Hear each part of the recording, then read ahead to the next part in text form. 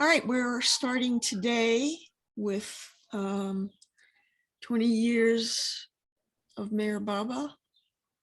Again, we're talking about Dr. Ghani and reading the first part of the book. This was the picture I showed today of Baba and Dr. Ghani interacting.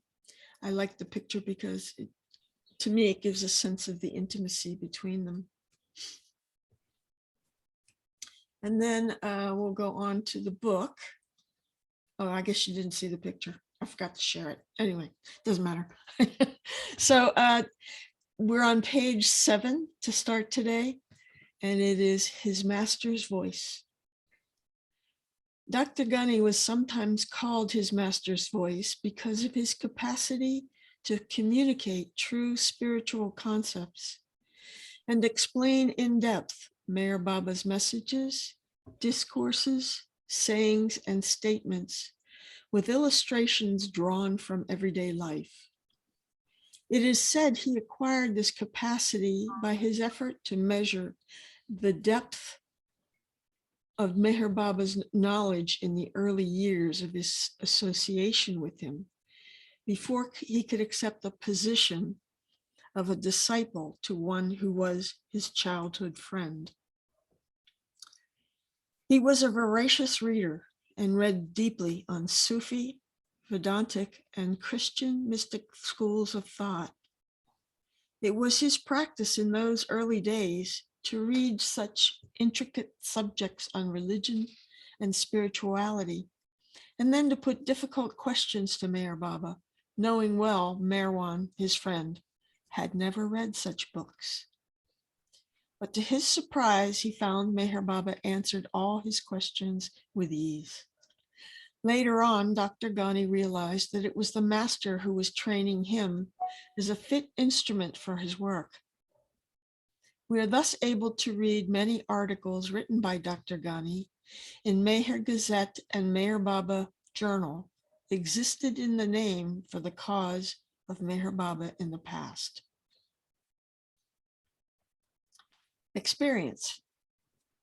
Every lover of God invariably has an experience in which he finds the hand of his beloved God, and the memory of which sustains his love for and enhances his faith in God. Dr. Ghani too had one such experience. During the years Dr. Ghani was separated from Meher Baba, as schoolmate, he had not only completed his education, established a medical practice in Bombay, and entered into matrimony, but also was slowly entering into the public life of the time, which earned him a rank and position as an honorary magistrate. That's what the title Munsiff means anyway. It's a honorarium as a magistrate. While Merwan was spiritually elevated to the state of the highest of the high, his childhood friend Ghani was steadily plunging into the public life of the time. But their meeting again at Pune, which is narrated elsewhere in this book, made a tremendous impact in the deeper recess of Ghani's heart, and he was drawn towards Meher Baba in spite of his intellectual reservation and love for freedom. Dr. Ghani's visit to Baba during the Pune phase of Meher Baba's life and work, which was 1916 to 1922, and continued to Bombay phase at Manzil Amin, 1922 to 1923.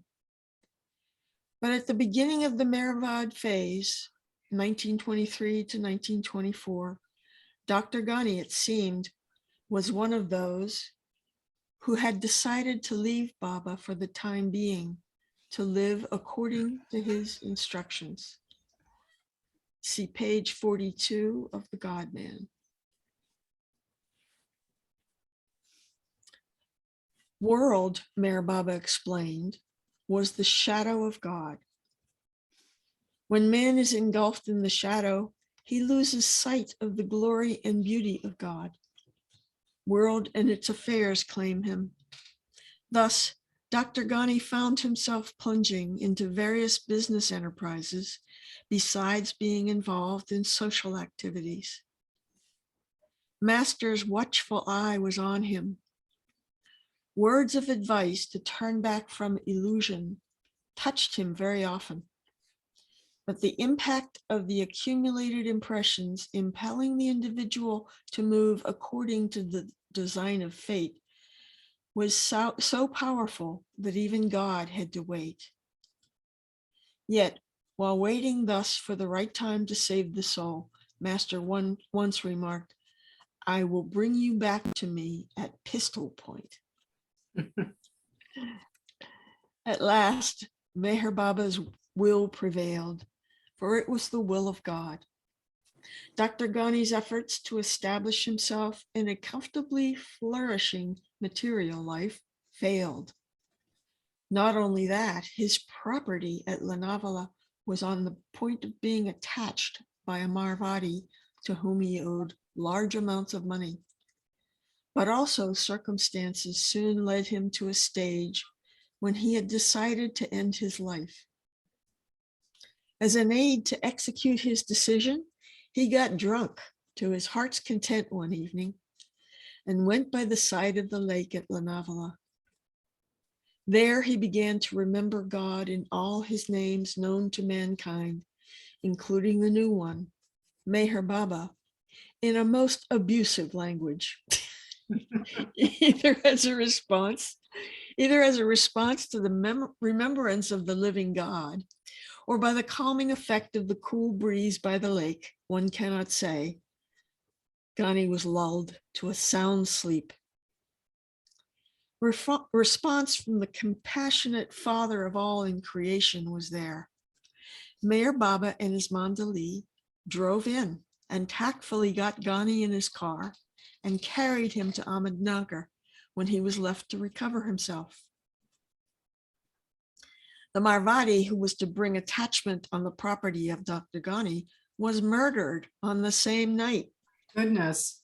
Naturally, the first suspicion fell on Dr. Ghani, and it was on Baba's statement given in the ashram that Ghani was with him during the night of the murder that Ghani was saved from prosecution.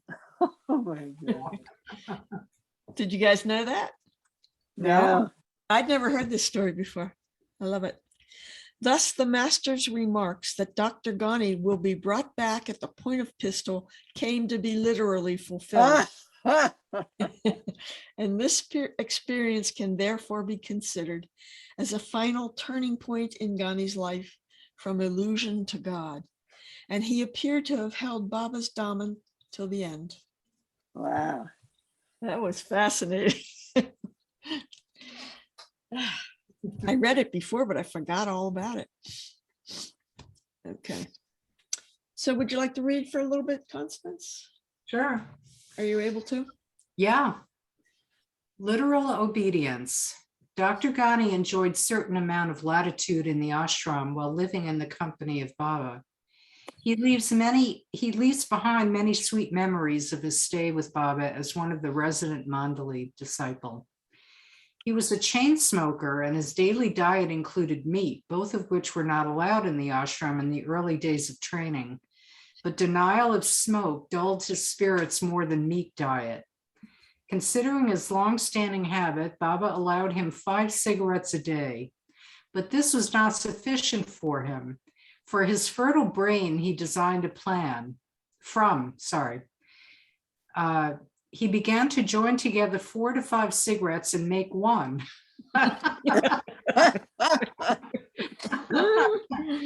Such 5 cigarettes of his own make, he began smoking each day. When Baba came to know of this, he was displeased and had taken Ghani to task for disobedience. But Ghani argued out his case convincingly, stating that he was smoking only 5 cigarettes a day in obedience to Baba's order, the length of the cigarette not being decided. Baba enjoyed the joke and allowed him to smoke as he used to, exception to the rule of the ashram. Asterisk, saints and sadgurus do not allow such latitude to any amongst their disciples. Wow. That obedience to the master is the law that binds an aspirant after truth, unconditionally, uncompromisingly. Disobedience invites dangerous consequences, but the avatar's attitude is different. Compassionate Father of all in creation, condones all wrongs born out of weakness natural to all in creation. Only love and spontaneity. You know, you know how they say that each avatar had a particular weakness or made a mistake? I think it was. Oh, right. I kind of suspect that in future, when Mayor Baba's mistake gets revealed, it may be that he was overly lenient with his disciples. Indulgent to those that were Yeah. close to him. No, I would say it's because he was so keen and loved humor so much. Oh, I don't know that is that a weakness? Well, some might call it a weakness. Yeah. They kind of got away with it, but it Yeah. was very funny. Can you imagine 5 cigarettes? How I it know. switched up. And you know, sometimes you can learn as much from something like that as you can from somebody who's being strictly obedient, right? Yeah. Okay. Bathing the walls. It was compulsory for everyone at Manzili Mim to take a cold bath early in the morning. Dr. Ghani, it appears, was not in the habit of a daily bath, never a cold bath in the morning. But one has to abide by the discipline and rules governing the daily life as laid down by the master while living in an ashram. Dr. Ghani, however, avoided this particular rule. He used to go to the bathroom like others, but instead of taking bath, he used to take a mug full of water and throw it on the walls, making noises a man is likely to make when compelled to an unwilling cold bath. Somehow this practice of bathing the wall was discovered by others and promptly reported to Baba. One day when Dr. Ghani entered the bathroom and began this pretension of taking his bath, Baba suddenly entered the bathroom.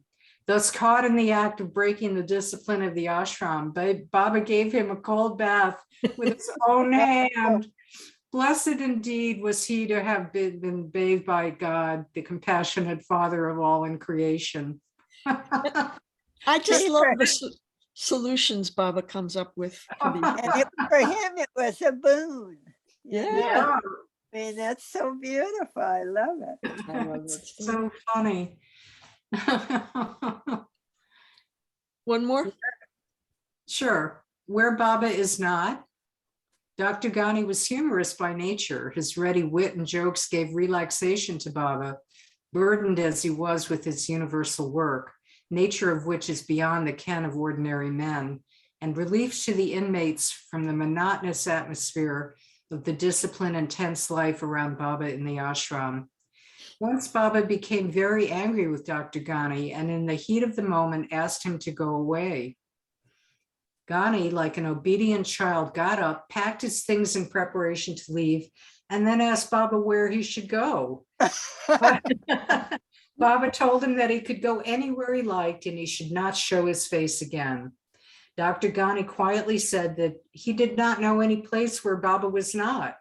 Baba, as the avatar of God, being all-pervading, and hence could not decide where to go. Baba's anger turned into anger, and in his unbounded compassion forgave Ghani. Wow. Very nice. You read very well. We're going to call on you again, girlfriend. That was lovely. This book is really delightful. Well, so far. It's heavy later on.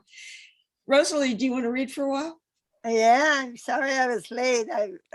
I had a pressing legal matter, believe me. Oh, okay. It was a credit card thing, yeah. Oh, no. It was in the year 1937.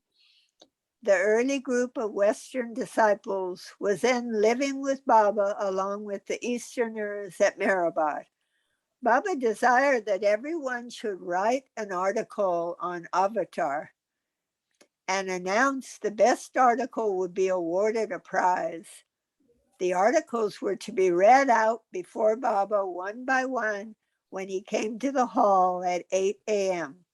Everyone accordingly had written the article, and on the scheduled date, each one read out his or her article before Baba. When Dr. Ghani's turn came, he was not present. Seeing Baba coming 10 or 15 minutes past 8 every morning, Ghani spent some time giving a final touch to the rest of the article and came leisurely to the hall. To his surprise, however, he found Baba already seated on his chair, red with anger. As he entered the hall, Baba asked Ghani as to why he was late. Ghani replied that thinking Baba would be coming late as usual, he took liberty to go through the text of the article once more and was thus delayed. Baba then asked those who were present to say as to what time he, Baba, came to the hall. Everyone told Ghani that since it was his turn, Baba came to the hall 10 minutes before time. You knew what was going Baba then called Ghani near and slapped him hard on the cheek, scolding him again. Ghani this time thought that Baba would embrace him, as he sometimes did after such flare-up. But unexpectedly, Baba gave him another hard slap on the other cheek and at once asked him to read out the article. A real disciple of a real master Ghani was. He began reading the article at once in his natural and normal style, as if nothing had happened. The article proved to be the best one, and Baba was very happy. But surprise was written on the face of everyone there as to how Dr. Ghani would forget the whole incident in a moment and could read the article in his usual mood, unaffected by the incident. Baba then, probably reading the minds of all present, asked Ghani as to how he did not get angry. Ghani's answer brought forth mirth enough for all to forget the episode. Ghani said, "Angry I was, of course, but you being my childhood friend, I excused you." Baba burst out in laughter, in which all joined. Baba then said, "You are really nafat, shameless. Remember, it was possible only for one like Ghani, who could keep his balance of mind in such situation before the master. Ghani was awarded a beautiful suit as a prize for the article." You know, Wow. I suspect Baba knew he was going to win because he gave him a beautiful suit. I don't think anybody Yeah, would have appreciated that as much as Dr. Ghani. he wasn't like the size of everyone in the ashram. He was small. He was small, yeah. He was very short. He was shorter than Baba. What size was he, I wonder? Baba was 5'8". I think he was 5'6", Dr. Ghani. Ah, I don't know where I read that, but Mara asked me what size I was because she was pretty short. I Yeah. says, "I'm 5'7". She says, "Oh, good." She says, "Baba was 5'8". It's better to look up to Baba. how Yeah, tall was Mara? Do you know? I think she was 5'2" or less. 5'2" maybe. It's on her No. passport. Oh, okay. And Baba's also is 5'8". Yeah, and I always remember, I love that. It's better to look up to Baba. Yeah, for sure. Well, I'm 5'2". Well, I think that's what she was. Yeah.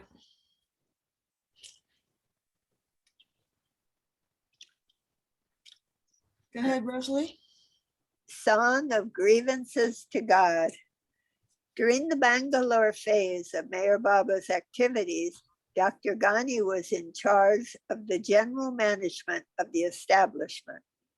Each resident Mandali disciple was allotted duties according to each one's ability and experience. Aga Baidu was in charge of the mess. Baba said that anyone who is economical in managing the affairs of the ashram would please him. Aga Baidu took up the suggestion and, with an intense longing to please Baba, purchased large quantity of pumpkin, kadu or bopala, cheapest vegetable in the market then. He fed the mandali every day with this vegetable for morning breakfast, afternoon lunch, and evening dinner. He served pumpkin as vegetable. Yeah. None wished to interfere with the duties of Baidu, as Wait, it would be. You skipped a I sentence. did? Okay. Yeah. This had an adverse effect on the health of many members. Some had stomach ache. Some developed aversion to eat. But no one dared to draw the attention of Baba. None wished to interfere with the duties of Baidu, as it would be against the discipline of the ashram. Since all knew Ghani had a fertile head, they all sought his help to get out of the situation. Even Ghani could not have reported the matter to Baba. So he composed a song which began, Mere Baldu ne kola pakaya hayash, meaning, today my Baidu cooked kola, pumpkin. Babu Rao Kamble, one of the inmates, was asked to sing this song before Baba, when Baba was in a mood and called for music. Soon the opportunity came when one day Baba wished to hear some ghazals. Kamble sang the song composed by Dr. Ghani. Baba enjoyed the song and, in his own characteristic way, brought out the whole episode. Baba chided Aga Badu for adopting such a means of economy and got all the stock of pumpkin buried.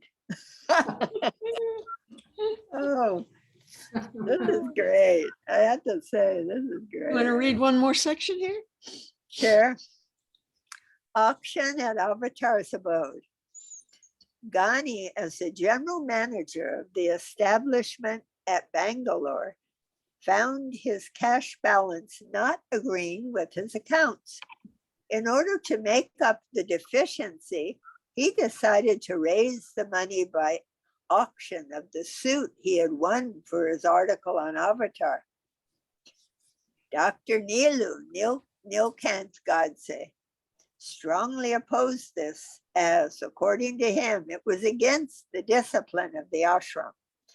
In spite of his objection, Ghani went on with his plan, and the suit was given to the highest bidder, Sri Vishnu Master, who paid the amount required to make up the deficit. But when the auction proceedings were over, Dr. Nilu quietly purchased the suit from Vishnu Master. Dr. Ghani somehow came to know about this backdoor transaction and waited for an opportunity to expose the hollowness of Dr. Nilu's discipline. When Baba came to know about the auction of Dr. Ghani's suit, he took him to task for breaking the discipline of the ashram. While humbly submitting to Baba's chastisement, Dr. Ghani sarcastically remarked, it was only Dr. Nilu who adhered to the ashram discipline. He added, while Dr. Nilu evaded participation in the auction and opposed it on the grounds of the discipline, he purchased the same suit quietly from Vishnu Master through a backdoor transaction. Baba enjoyed the childish pranks of his disciples. It was wrong to name the abode of the Avatar as an ashram in the popular term. The atmosphere around the Avatar was utterly unlike that prevailing around saints in Sadhgurus. It was rather a family atmosphere where the Father of all in creation lived with his children, representing various aspects of human nature, having full and free play, through which the avatar concentrated his attention on that very nature, transforming the universal consciousness of humanity. Only those who had a close observation of life around Baba knew that the atmosphere around Baba represented a miniature world which he had come to redeem. The only thing common to all around Baba was that, in spite of their diverse nature, they all loved Baba, and their daily routine was so designed that they all remembered him constantly.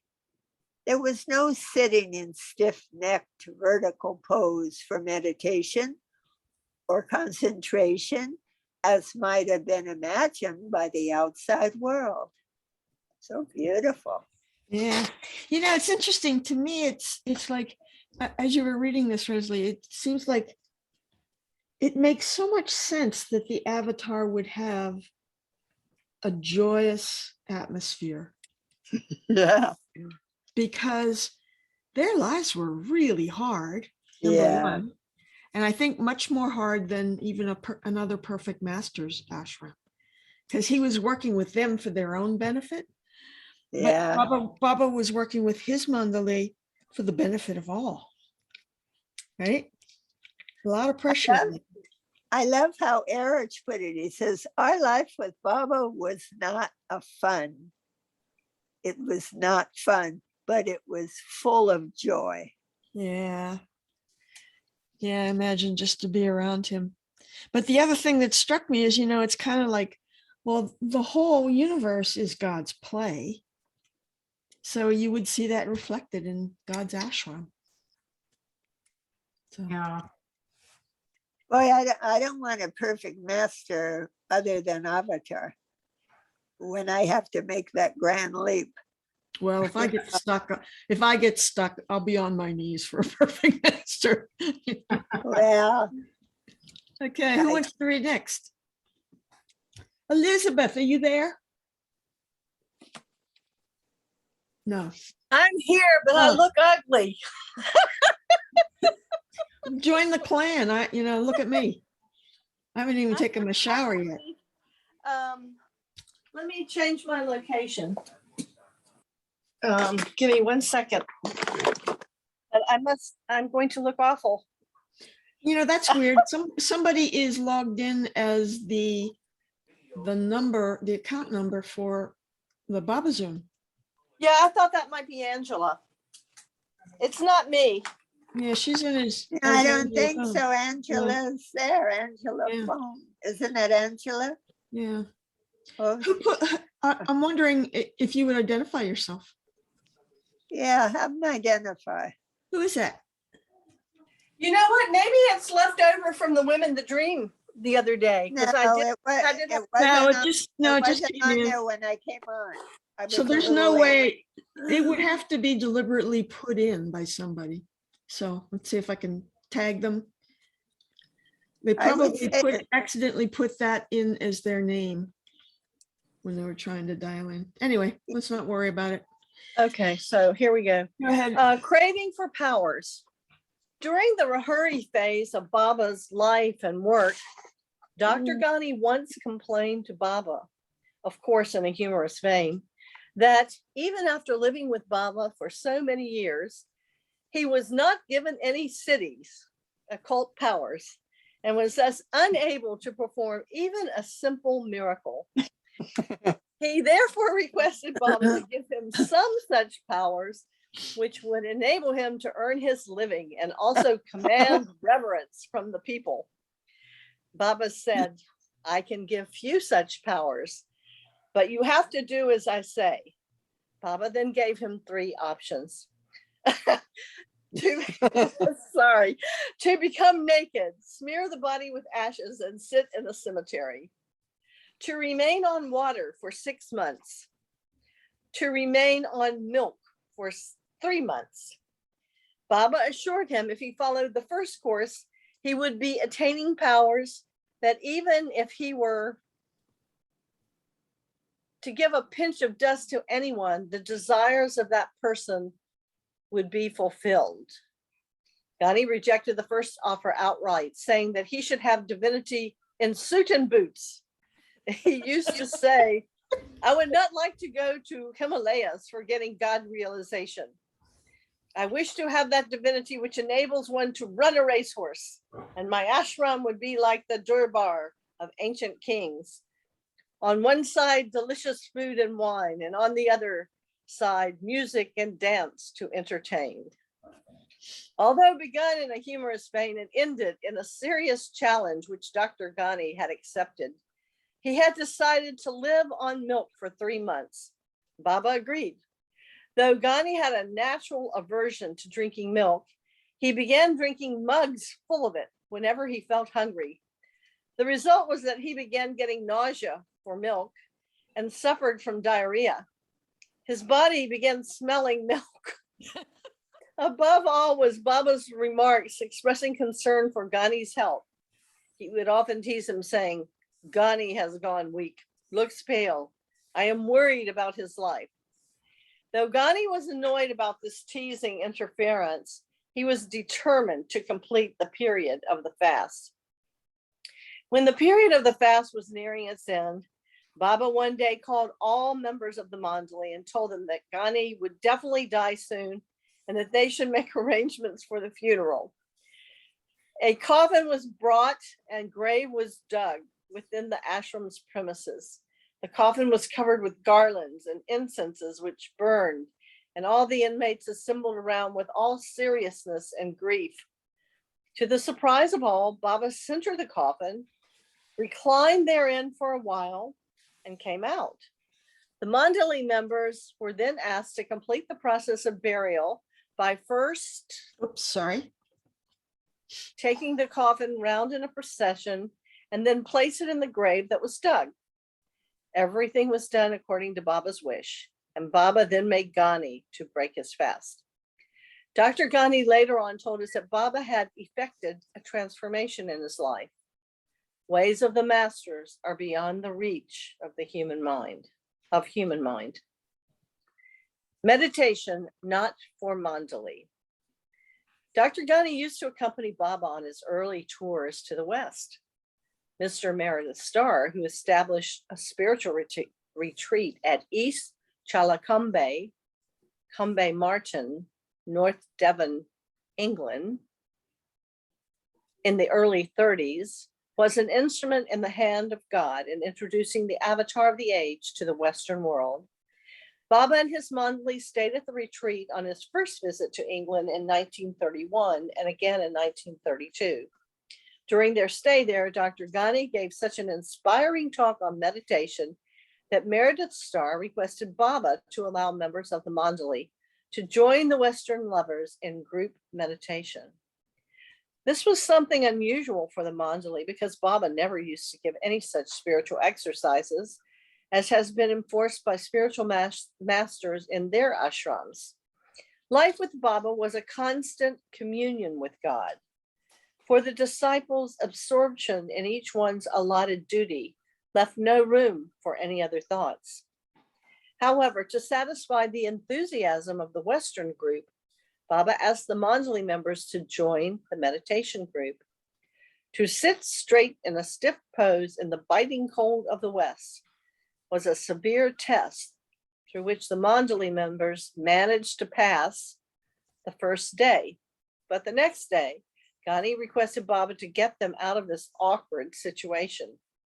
So the next morning when Meredith Starr came, Baba told him that the members of the Mandali would meditate in their rooms as they were not used to the severe cold of the Western country. Thus, Baba saved them all from the predicament created by Dr. Ghani's lecture. Okay. Anybody have any comments about those two stories? I would like to know what the correct pronunciation is of those, the place where they were, because I'm pretty sure I didn't pronounce it right. I have no idea. Is it Combe or I don't know. How would I No, it's in know? England. I should, East, Chalicombe. I think it's Chalicombe and Combe. Yeah, that's right. it must be Combe Martin. So Yeah. yeah, I don't know. Yeah, Yeah, it's in England. It would be Combe, not Combe Combe, or yeah. whatever I said. Anybody Combe else? is. Well, what was Ghani's lecture on?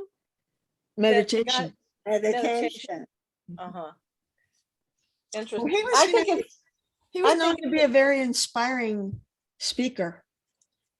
You know, we read earlier that his nickname among the people in Pune was the master's voice. because Well, he he's spoke well. Yeah, and clearly he was brilliant. It was absolutely Brilliant. brilliant. Yeah. yeah. And he also, go ahead, Rosalie. And well, Baba said that he had the perfect blending of wit and wisdom. Yeah. You know, he said something similar about Don Stevens, but of intellect and heart or reason. That's very different. Yeah, this is No, but it's interesting how the disciples have these special blends. That's all. Yeah. yeah. It's a great blend. I'm enjoying this totally. Yeah. Well, the other thing about Dr. Ghani, you know, he, when he was during the period he was in Pune, he attracted this whole group of young disciples who were, they worshiped him. And they were all very, very much interested and in love with Baba due to Ghani's influence. So, you know, he gets a lot of credit for bringing a lot of people to Mayor Baba. Was he the one responsible for the Kawali members who ended up Madhusan or whatever his name was? Mada. I don't know, but I would imagine. I think that gets mentioned later on. I don't remember exactly. Mandra Hussain, is that how you say it? Mandra I don't know. Mudra.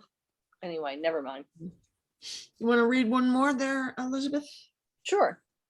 New life phase. When the conditions of the new life were announced and the lovers were called upon to declare their willingness or otherwise to follow Baba in that life, Ghani hesitated to give his reply. Baba then told him that new life without Ghani would lose all charm and that he should give his yes. Therefore, Ghani told Baba that the hardships he visualized from the conditions stipulated to govern the various phases of the new life, Langati life, life of loincloth mendicants, labor life, and life of hopelessness and helplessness, etc., made it impossible for him to decide unless Baba himself would hold his hand and lead him through the new life. I love that. Ghani told us that it was on such an assurance from Baba, Ghani joined the new life. The new life song Dr. Ghani composed describing that life shows the depth of his intellectual insight and poetical perception. After returning from the new life under Plan 1-C individual, given in Life Circular number 3, issued on 10th February 1950, Ghani came back to Pune. Here he used to spend long hours with the Pune group of young lovers, enthusiastic, intelligent, and inspired. Okay, here we go. This is the part. Some office goers, some just children who just joined the elders, amazingly absorbing everything they heard and saw. During the evenings and holidays, they assembled at the residence of Sri L.B. Thade, who was then the superintendent of the backward class hostel situated just opposite to GPO in the cantonment area. Isn't that where that THAD, isn't that Toddy? I have no idea. We'll I take your think word for it's it, Reggie. pronounced Toddy. Yeah. Thank you, Tade. Where is she talking about? That name, Sri LB LB Toddy. Tade. Oh, Tade. Okay, Yeah. Tade. Dr. Ghani visited this place often, and they crowded round him, sang bhajans and ghazals, listened to his talks, narrating various events of his life with Baba, and explaining the significance of Meher Baba as the avatar of the age. So let me mark this as we'll end up there. And I have You something, have- something you else I have- want to show Oh. you. I was just going to Okay. say you have 8 minutes left. Yeah, I have something else I want to show you. Okie dokie, Minestrokey. Minestrokey? Yeah, that's my new name for you today. Okay, let me type that in. All right, let me stop this and go to the next one, which is, Michelle's here. I thought it would be fun to intersperse some of these letters that Baba wrote back and forth with Dr. Ghani. Well, let me get on the right page. While you're doing that, I've been trying to listen to some of those Dr. Ghani videos. They are so hard to understand, and the writing's so small. Yeah, I'm having a hard time absorbing it. I'm talking about the Dr. Ghani. Oh, the Ward Parks Mandy. ones? Yeah, Yeah. yeah. Well, I thoroughly enjoyed them, so I can understand what you mean. I must have rewound about 500 times while I was doing it. Anyway, Well, here's the letter from September 13th, 1924. And there were a group of 7 of Baba's disciples, including Ramju and what's his name? Baidul? It might have been Baidul, but I'm thinking of Sahib. Anyway, we'll see as we go along. But I wanted to show you. It doesn't. I don't know. Anyway, I wanted to show you the original handwriting because I just love to look at Baba's handwriting. I don't know why, but it gives me such joy. I guess because I associate it with Baba. But doesn't it look kind of fanciful and free? It's just lovely. Well, I think it looks like it's not consistent is what I see. Yeah, but I just love it. Mine's not consistent in that But way. So I feel it's redeemed. clear. It's clear to Yeah. read, which is a real boon. Yeah. Well, some of it is. Some of it is very difficult. But Look at that, of course. Wow. Yeah. But it is Okay. nice to see his original handwriting. Yeah. And then we have here, in a second, they've translated it on this same website. Okay. There we go. So I'll read this part. Can you make- Ahmednagar. Oh, never mind. Okay. Ahmednagar, 9/13/24. Dear Doctor, I hope you may have by now received the amount of rupees 4,000. If you hand it over to the committee, and the committee is this group of disciples of Baba's, could it not be so arranged that the amount be so placed as to gather interest till Hazrat,